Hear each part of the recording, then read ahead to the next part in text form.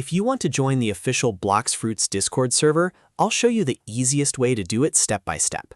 This is a quick tutorial for anyone who wants to find the real server, avoid fake copies, and get into the official community fast. If this video helps you out, make sure to hit the like button and subscribe for more simple Roblox tutorials. Alright, let's jump right in. First, open Discord on your device and make sure you're signed into your account.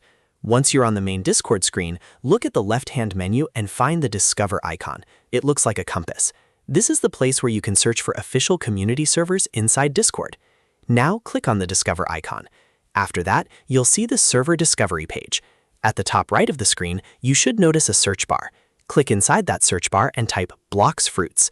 This will bring up different servers related to the game. Now here's the important part. When the results appear, look for the first result that has the most members. That is usually the official server or the main community server, and choosing the most popular result helps you avoid joining the wrong one. Open that first result by clicking on it. Once the server page opens, look at the top menu. You should see a button that says Join Blox Fruits. Click that button to send your request or join the server directly, depending on Discord's current setup. If Discord asks you to verify anything, just follow the on-screen steps and complete the process. After that, you should now be inside the official Blox Fruits Discord server.